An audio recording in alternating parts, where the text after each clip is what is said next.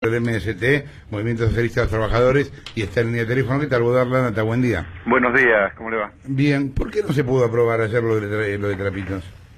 Yo creo que esencialmente porque el PRO no lo puso para ser aprobado, sino que lo puso para hacer campaña electoral. Y esto es lo que, en una actitud muy populista, de sobrepique, sin haber pasado por ninguna comisión ni por nada, sabiendo que no tenía los 2/3 para ponerlo en debate, lo pone como para quedar bien ante la sociedad y hacer un poco de populismo. Ahora, la ley que se votó hace 3 años, que era una salida para regularizar y para frenar a las mafias, la vetó el jefe de gobierno. Porque acá el debate, nadie prácticamente en la legislatura está en contra de tener una política para frenar a las mafias y a la gente que aprieta, ¿no es cierto?, al automovilista. El problema es que para hacer eso hay que tomar en cuenta las experiencias internacionales que hablan que es mejor una regulación extrema de la actividad y por la vía de la regulación separar a las mafias de aquella gente que por la crisis económica se ve volcado a este tipo de actividades. Entonces, esa salida que permitiría realmente darle una respuesta a los vecinos, porque permitiría que haya un control y evitar los aprietes, evitar toda esa situación, pero al mismo tiempo aquella gente que lo hace por necesidad y que es querida en el barrio, se le podría dar una salida laboral. Esa ley la vetó el jefe de gobierno. Bodar, disculpe, Maru Dufar lo saluda para que va? la gente sepa de qué estamos hablando. La ley de trapitos que usted menciona es la del año 2011, ¿no? Así es. Es la que creaba un registro de trapitos. En su momento lo que dijo el jefe de gobierno el jefe de gobierno fue que el espacio público en la ciudad de Buenos Aires era justamente espacio público y era de todos y que no se podía regular o crear un registro de una actividad irregular. Sí, lo que pasa que es muy contradictorio el jefe de gobierno, porque nosotros lo que planteábamos, incluso yo he vuelto a presentar la misma ley, planteamos hacer un registro y que sea la autoridad de aplicación, es decir, el gobierno que determinara en qué zona se podía desarrollar la actividad, que controlara precisamente a la gente que realmente necesita, que sacara del registro todo el que aprieta. Pero después se dice eso del espacio público, pero acaban de mandar una ley para que en el 51% de las calles de la ciudad haya parquímetros que los va a controlar una empresa privada. O sea, si realmente les interesara tanto el espacio público, no habrían mandado una ley que realmente va a hacer que en la ciudad sea imposible estacionar sin pagar sumas altísimas. Ustedes llegaron a ver, no sé si usted personalmente o alguien ahí en la legislatura, cómo funciona en Uruguay el tema de los trapitos. Bueno, sí, han sido parte de las discusiones que se han hecho. ¿Y por qué ahí se puede hacer y acá no? Porque no hay voluntad política de hacerlo. Mire, hay un tema que es irritante, que es son las barras bravas, que cuando uno va a un partido de fútbol cobran hasta 200, 300 pesos. Ahora, las barras bravas, hay una ley que impide hacer eso ya, y hay un código penal que impide hacer eso. O sea, lo que hace falta es voluntad política y no connivencia con las barras y con los dirigentes de los clubes para después utilizar las barras en algunos actos políticos. O sea, si hubiera voluntad política, las barras desaparecerían. No hace falta ninguna ley nueva, hace falta que se aplique la ley existente. Por eso nosotros decimos, la ley esta que plantea prohibición va a prohibir al perejil, pero las barras van a seguir actuando porque no hay voluntad política de atacarla. Entonces yo creo que la diferencia con Uruguay, ¿cuál es? Que acá no hay voluntad política de ir contra las mafias, sino que hay connivencia con las mafias. Y se hace campaña electoral porque queda bien y todo el mundo quiere terminar con las situaciones de apriete, pero saben que esas leyes no van a pasar porque son inviables en la realidad. Y las leyes que sí podrían solucionar el problema, porque como en Uruguay permitiría regularizar, sacar al malo, pero darle una salida laboral a gente que la necesita, esas leyes que solucionan el problema nunca llegan al recinto, se cajonean. O sea, no hay una voluntad real de solucionar el problema, y por eso estamos como estamos, con discursos populistas que a la gente le pueden llegar a caer simpático. Voy a prohibir, pero después nunca se sientan a discutir una salida realista a la situación y que tome en cuenta la situación social de un sector de la sociedad que se vuelca a actividades no normales, fruto de la crisis económica. Deme un segundo porque lo quiero incorporar a la conversación a Edio Rebot del PRO. ¿Qué tal, Rebot, Nata? Buen día. ¿Qué tal, Jorge? Buen día, ¿cómo estás? ¿Qué pasó con lo de los trapitos ayer? Bueno, en general la oposición de izquierda, el Frente para la Victoria de Izquierda no habilitaron el tema y no se pudo tratar. Esto es objetivo. Que el tema está en la legislatura hace 5 años trabado, también es objetivo.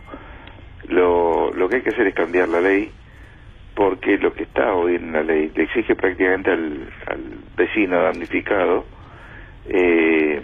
ir con 2 testigos a hacer la denuncia y después seguirle en juicio a la mafia. Esto es absurdo. Entonces, lo único que dice el texto de lo que queremos votar es que está prohibida la actividad en la vía pública sin autorización legal, lo que no impide que después, en las zonas en donde estas cosas funcionan bien, como usted citaba el caso de Uruguay, de hecho yo tengo un proyecto que es exactamente lo que funciona en Uruguay, en donde está prohibido y está penalizado el ejercicio de la actividad sin autorización legal. Ahora, usted tiene que estar en un registro, ahora no es empleado público, no tiene que cobrar un sueldo por eso, tiene que ser voluntaria la contribución del ciudadano, es decir, todas cosas que son de sentido común. Acá lo que han querido es que tenga una tarifa horaria, qué tipo de empleado público, me parece que es... ¿Pero quiénes proponían que el trapito sea empleado público? Nadie. Lo que se vetó, pero no, Chavo lo he escuchado 1000 veces, dicen una cosa en el aire y después escriben otra. Perdón. Bodart, decime. La responsabilidad del Estado tiene que llegar solamente hasta permitir que esto funcione donde en las áreas, fuera de las áreas de espectáculos masivos, y que funcione como funciona voluntariamente con el ciudadano en Uruguay, en el interior de nuestro país, Jorge. Yo soy del interior. Si usted va a Concordia o va a Corrientes, va a haber una persona con una pechera que tiene un número que usted puede denunciar, pero la contribución siempre es voluntaria, uno le da lo que quiere. Yo no entiendo, ¿saben qué es lo que no entiendo? Se lo pregunto a los dos. ¿Por qué algo que suena a medida de coyuntura frente a la crisis? Porque, a ver, el del trapito no es un laburo, es un laburo porque no les queda otra. A mí me encantaría que la gente trabajara de algo digno, 8 horas, tuviera franco, cobrara en blanco, no que labure de trapito, porque si nos ponemos a laburar de trapito ya estamos en un problema, porque es como que consolidamos una excepción. Lo que ocurre es que en los espectáculos masivos, Jorge, donde hay a lo mejor 10.000 autos arrimándose a la cancha de River, la mafia tiene un negocio gigantesco, en un solo día puede recargar entre 1 y 2 millones de pesos. Entonces, si uno no prohíbe esto y no lo transforma en una cuestión de que un vecino de a pie que fue con el auto, cualquiera de nosotros, tiene que ir después con 2 testigos a denunciar al mafioso, ir a la justicia, etcétera, cosa que es absurdo porque todos sabemos que esto no sucede. De hecho, no hay ningún tipo de denuncia particular que se continúe, no hay ninguna pena por este tema. Incluso nos han llegado a votar una ley con el caso de los motochorros, en donde sancionamos la ley y no nos dieron la mayoría para las penas, con lo cual nos tomaban el pelo. Jorge, mire, esta discusión es muy... Sí, te escucho. Sí, yo Jorge, la ley que se votó y se vetó planteaba que se iba a penalizar y sacar del registro a aquel que cobrara compulsivamente. O sea, en ningún momento nadie planteó que sean empleados públicos. Acá primero, yo coincido con ustedes que las medidas tendrían que ser transitorias hasta incorporarlos al mercado laboral, ¿no es cierto? Ahora, hay una realidad social que más allá de lo que uno quiere, hace que cada vez más gente se vuelva a actividades que no registradas. Pasa lo mismo con manteros, por ejemplo. Nosotros tenemos que partir de esa realidad social y discutir leyes que separen las mafias de la gente que realmente lo hace por necesidad. Por supuesto, todos estamos a favor. No hay ningún proyecto en la legislatura, ni el que se votó, que plantee que cobren tarifa, que sean empleados públicos, o sea, ninguna de las leyes. Nosotros la ley que planteamos regulaciones tomando la experiencia de Uruguay, del interior, de muchos países, que incluso donde hay un cuerpo de inspectores que regula la actividad e impide los abusos. Ahora, si el Estado no puede controlar los abusos, estamos jodidos, porque la mafia de las barras bravas alrededor de los estadios, no hace falta ya ninguna ley, hace falta voluntad política para ir contra ellos, porque son gente que viola el Código Penal. O sea, ¿por qué no mezclemos los debates, porque si no confundimos a la gente? Yo creo que si hay voluntad política de los dirigentes, en la legislatura está media comisión directiva de Boca, por ejemplo, y hay directivos de River, porque está tan mezclada la política, por ejemplo, con el fútbol. Ahora, si hubiera voluntad voluntad política de ir contra las mafias, e incluso se controlara la policía, que muchas veces tiene connivencia con las barras, porque están ahí y cobran también una cuota de lo que recaudan, se acabaría, pero tiene que haber voluntad política de cortar con eso, de no usarlo para los actos políticos. Entonces, eso no hace falta ninguna ley, lo que hace falta es aplicar la ley existente. Ahora, con relación a la gente que está en esta situación, porque no tiene otra, yo lo que creo que no podemos esconderla abajo de la alfombra ni hacer leyes prohibitivas que van a permitir que la mafia siga y el perejil termine sin ninguna salida laboral y lo vamos a condenar a que vaya a delinquir, porque de alguna forma tiene que vivir. Disculpe, Maru Dufar lo interrumpe. Sí. Entiendo la posición, pero también hemos hablado inclusive en esta mesa cantidad de veces de las situaciones violentas que se generan cuando uno quiere estacionar y viene una persona que usted dice que no hay tarifa, pero de hecho ya se cobra una tarifa, y de repente viene una persona y dice, bueno, son 10 pesos, te lo miro. No, a esta persona hay que sacarla de todo registro y no puede ejercer la actividad. Y en espectáculos públicos son 100 pesos. Por eso, es una barbaridad, eso tiene que estar prohibido. El parquímetro que usted dijo que iba a cobrar una barbaridad cuesta 1,50 la hora. Sí, se va a ir a 2 en el proyecto. No, está bien. Digo, después discutimos si tiene que haber parquímetro o si tiene que haber una persona que me diga cómo estacionar y cobrarme una tarifa. Lo que digo es, mientras ustedes discuten en la legislatura si penan, si regulan, si registran, la situación de irregularidad sigue en la calle y no hay una respuesta porque no logran dar ni siquiera el debate. Digo, ayer ni siquiera dieron la discusión. Sí, cuando se logra dar y se vota una ley, se veta, que ese es el problema que tenemos en la ciudad, que se han vetado casi todas las leyes que salen un poco del esquema que tiene el Ejecutivo, porque también hay que buscar consensos en estas leyes. Entonces, si uno logra en algún momento ponerse de acuerdo y hacer una ley como esta de regulación y después se veta, queda esta situación de ambigüedad total, que es lo que permite que la gente sufra las consecuencias de la ineficacia de la clase política. ¿Qué es lo que pasa ahora con el proyecto Rebot? Lo volveremos a presentar, Jorge. Acá hay una cuestión clara. La gente no tiene por qué pagar por estacionar donde es gratis. No tiene por qué pagar. No tiene por qué pagar una tarifa horaria. No tiene por qué el vecino de Buenos Aires tener que hacerse cargo de la obra social, etcétera, de el que decide trabajar en la vía pública en estas condiciones. Nosotros creemos que esto tiene que estar prohibido. Lo que no significa que no pueda haber excepciones en puntos de la ciudad donde esto puede funcionar, pero la prohibición tiene que ser la regla y tiene que haber una pena para esto.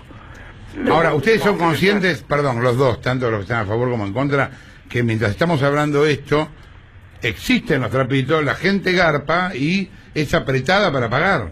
Pero por supuesto, si ese es el fundamento de que hemos hecho durante tantos años, insistido con el proyecto.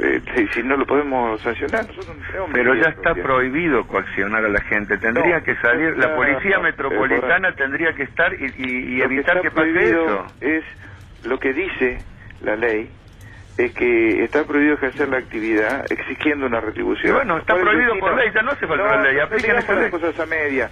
Vos no podés poner a un vecino a probar que la mafia le exigió plata porque no pasa nada. Por supuesto, no conseguís testigos. Vayan a preguntarle a un fiscal qué pasa con esto. Hay miles de actas labradas y no hay un solo vecino que los denuncie. Y yo tengo colegas de ustedes, Jorge, que me dicen, me pasó esto, a mí me ha pasado. Que voy a la policía y después ¿en qué queda? En nada, porque no es posible que continúe. Porque la policía está involucrada, porque si son siempre las mismas caras en el mismo lugar, eso es muy fácil de detectar. La policía va, lo detiene y lo saca. El código dice que hay que probar la exigencia de retribución económica, es una prueba diabólica. En derecho se llama prueba diabólica, es prueba imposible, ¿me entienden? Tiene prácticamente que ir el vecino con una cámara oculta, con 2 testigos, a validar eso, y además después bancarse el juicio contra un tipo que está protegido por la mano. Si estuviera regularizada la actividad sin ningún tipo sin nada, una autoridad de aplicación le quita el registro y le prohíbe. Se lo prohíbe, rebota a esa persona. El gobierno tiene el derecho de que en cada comuna, donde hay restaurantes, etcétera, autorizarlo con una reglamentación. Pero la verdad es que tiene que estar prohibido, porque no se puede hacer esta cosa. ¿Vos querés que los trapitos sean empleados públicos, que los manteros sean empleados públicos, pero no es que así, los nadie propone eso. ¿Por qué hace un debate abstracto? La verdad que no tiene sentido discutir con Bodar. Pero sí es falso lo que dice Rebot, nadie propone que sean empleados públicos, estamos diciendo hacer leyes parecidas a las que se hacen en otros países, nada más.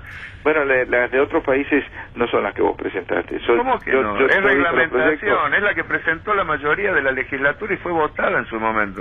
Rebot, ¿es cierto que el estacionamiento, el parquímetro se va a ir a 12 pesos, como dijo Bodar? El parquímetro hoy no está en 12 pesos. ¿Quién dijo eso? No, Bodar dijo que hay una ley que va a llevar la tarifa a 12 pesos. Por eso le pregunto si es así. No. La ley de estacionamiento medido. Acá en la ciudad hay un problema. Hay 300.000 lugares para 1.800.000 autos. Esta es la verdad. Entonces, ¿qué ocurre con el vecino que vive en Saavedra, Belgrano, Núñez, en las cabeceras de los subtes?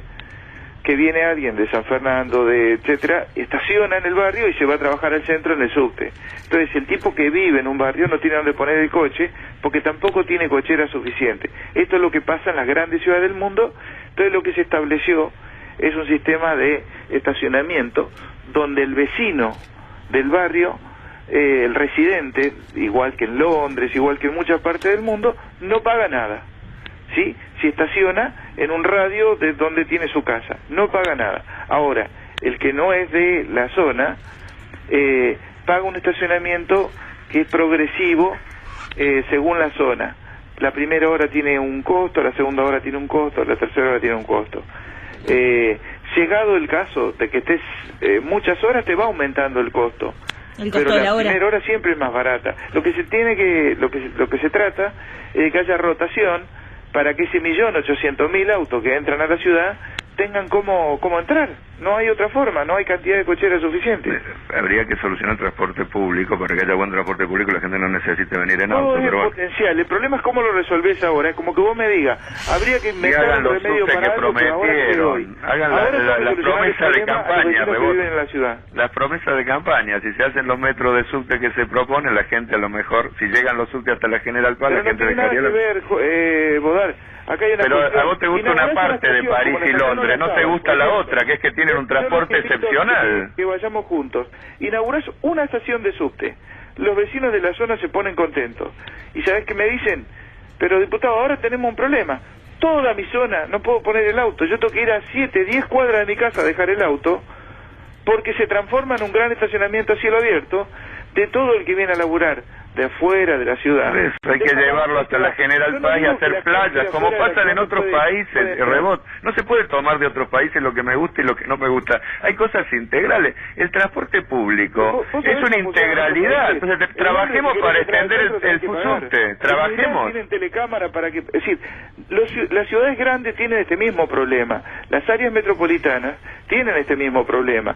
Pero hay grandes playas en los bordes de las ciudades, está interconectada con trenes y subtes. Hay ciudades en las que no hay. Acá un problema que tenés es que los lugares donde se pueden construir grandes playas es debajo de los parques. ¿Y sabes qué? ¿Por qué no se hace? A pesar de que hay una ley. Porque ustedes hacen amparo para que eso no sea posible. No, pero entonces, no se trata de seguir liquidando los pocos espacios verdes que quedan. Hay que ir a los bordes de la ciudad. Rebot, se cuidan los parques también, en general en la ciudad del mundo se cuida el verde, porque el verde es parte fundamental de la oxigenación, del drenaje de agua. Le pregunto a los dos, ¿qué pasó al final de la sesión de ayer cuando se discutió lo del club de golf en Lugano? Porque parece que casi terminan a las piñas.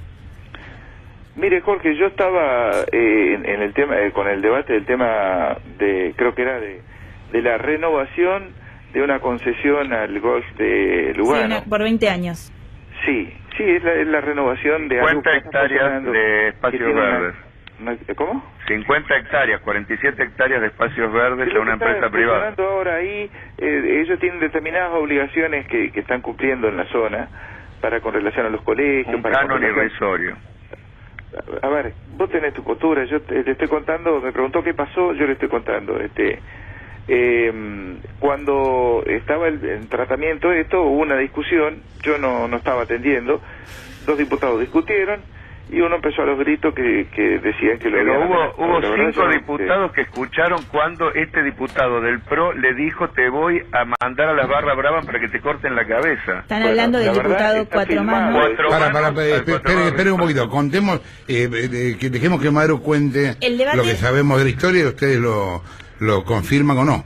Claro, estaba, como contaba Rebot, estaban debatiendo si otorgaban o no la extensión de la concesión del predio por 20 años más a esta empresa o no. En un momento el diputado Cuatro Manos, que responde a Cristian Ritondo, que es del PRO, se paró, simuló supuestamente una conversación telefónica junto a la banca de Ramal, que había pedido la palabra para oponerse y explicar por qué se oponía a este proyecto, que tiene que ver un poco con los argumentos que decía Bodart. Entonces lo que cuenta Ramal, porque estaba con el micrófono abierto, es: me está amenazando de muerte, me dice que me va a mandar a la barra de Chicago.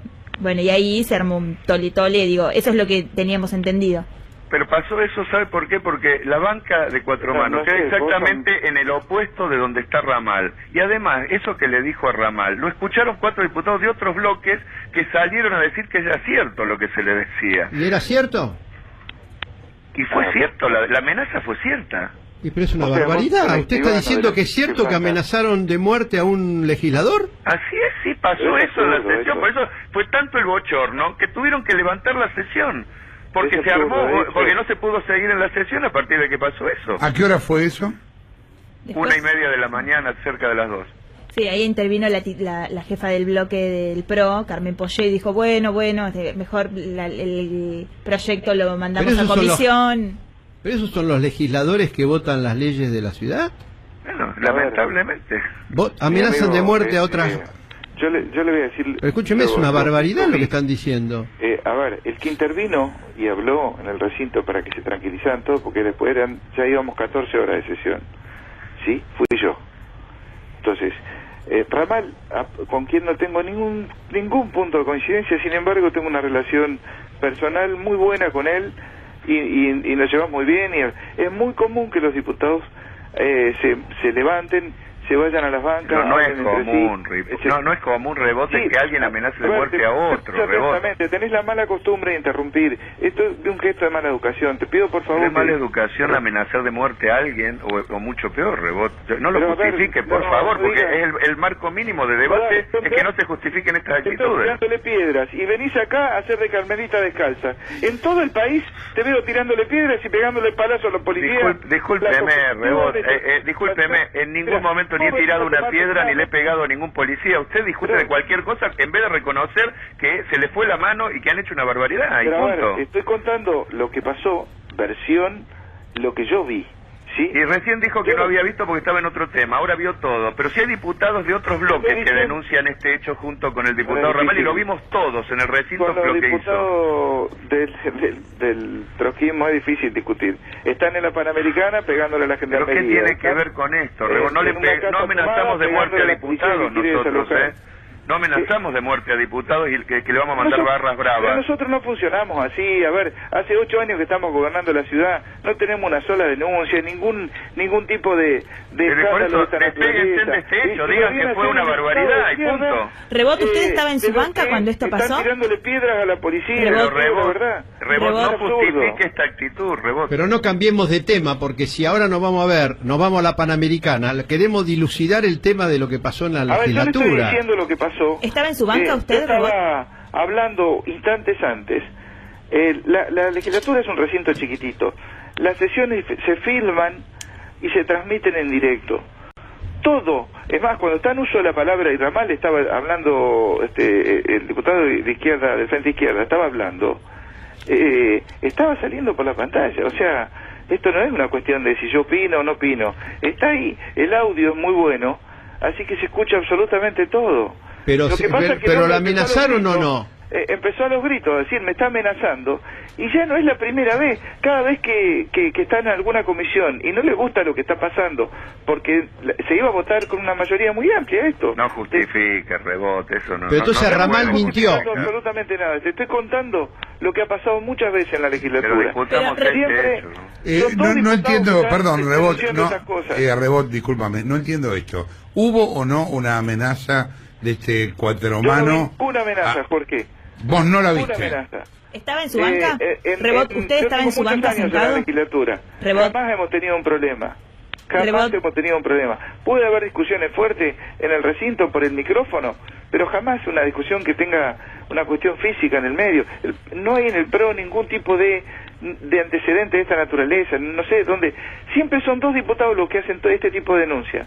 Fulano me amenazó, son los mismos dos. Pero gente que está muy cercana a ustedes, que estaba allí, que era de UNEN, la diputada Estensoro dice que lo escuchó, el diputado Vera dice que lo escuchó, la diputada González Gas, la diputada Vergel, todos dicen que lo escucharon. Rebot, porque ellos son los que están al lado de la banca, fue tan evidente aparte el gesto. No lo escucho. Y después no sé si filmaron cuando le hacía la seña desde su banca, el diputado Cuatro Manos, con el dedo se pasaba por el cuello diciendo pero te no voy a agarrar.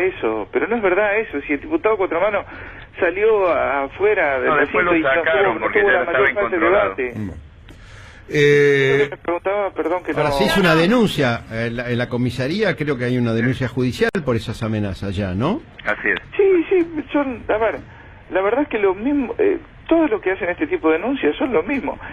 El diputado del Caño, si lo que están en todos los conflictos en la vida pública, cuando hay un piquete en la 9 de julio, Jorge, bajate y buscalo a Ramal, porque lo vas a encontrar. Pero usted si hay un piquete, bajate y buscalo a Ramal. O sea que a usted le parece bien que lo hayan amenazado a Ramal. O sea que usted cree que está bien que lo hayan amenazado porque Ramal está en el obelisco. Pero en absoluto, ¿cómo va a estar bien? Pero entonces, ¿para qué saca el obelisco y la Panamericana? Yo soy abogado, soy una persona del derecho. Pero disculpe, ¿por qué habla del obelisco y de la Panamericana si estamos hablando de lo que pasó en la legislatura? Porque lo que estoy diciendo en buen resumen, como diría mi abuela, en boca del mentiroso lo cierto se hace dudoso. Cuando ya tenemos un tipo que hace 10 denuncias de por día, nunca hubo una denuncia de amenaza porque pasó ahora la amenaza, Rebot. Yo discúlpeme, yo creo que usted siempre tiene un método. ¿Cómo que no estaba ahí, Rebot? ¿Cómo que no estaba ahí, Rebot? Pero no estabas al lado de Ramal. Pero discúlpeme, pero le creo a los 5 diputados de bloques distintos que no tienen ninguna simpatía con Ramal, que dijeron, es cierto lo que dice Ramal, vino este hombre a decirle que le iba a mandar la barra brava para que lo justicien. Eso lo dijeron otros diputados que no son del bloque porque pasó, Rebot. Perdón, tendría que usted decir no nos vamos a poner eso. No nos vamos a poner de acuerdo. Les hago una pregunta más, dos preguntas más. Perdón, dos preguntas. La otra vez estabas en el Borda pegándole al policía. Yo no le pegué a nadie, me pegaron a mí, Rebot. Terminé internado porque me pegaron a mí. Hay una denuncia penal contra la policía. Me pegaron a mí por estar en el Les hago dos preguntas más. Una, esta era la anteúltima sesión, ¿hay otra más? Sí, la semana que viene. Bueno, traten de no pelearse y yo les pediría a los dos que piensen un segundo qué se siente estar legislando y que en la calle no se cambie nada. Porque estamos hablando de una sesión, en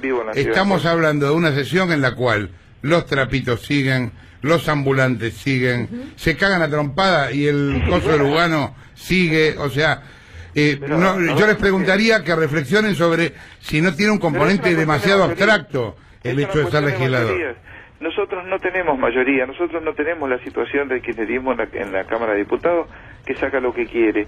Nosotros siempre tenemos que tener acuerdo con más de un bloque para sacar pero usar una ley mayoritaria no la vetan, porque si no, no se puede, hacen lo mismo que el kirchnerismo. Si cuando hay una ley que no les gusta, que logra mayoría, como esta que surgió de regulación y después la vetan, no hay ninguna posibilidad de que realmente se desarrolle un debate democrático, porque quiere decir que cuando a ustedes no les gusta algo, cuando hay otra mayoría que intenta buscar una solución, ustedes la vetan. Entonces, ¿cómo se puede salir de este enredo? El jefe de gobierno tiene la facultad de vetar las leyes que quiera porque la Constitución le da todas las leyes que no es una cuestión antidemocrática, es un poder que le da la Constitución de ser para usarlo con mucho cuidado. Como somos minoría en el recinto, cuando sale alguna barbaridad el gobierno tiene el derecho de vetarlo. Ahora, ¿los puedo interrumpir un momento? Por supuesto. Ayer se trató algo muy, pero muy importante que tiene que ver con todos los porteños.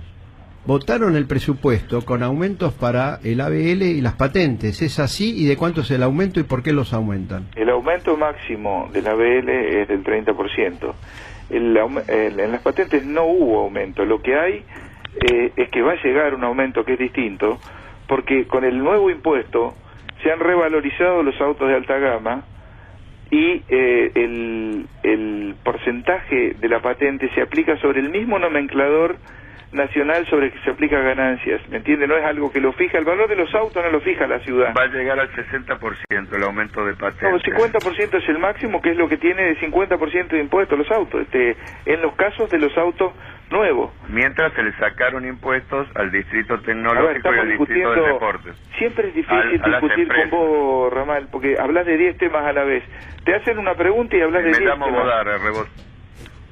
Bueno, pero está bien. En todo caso, después los presentamos.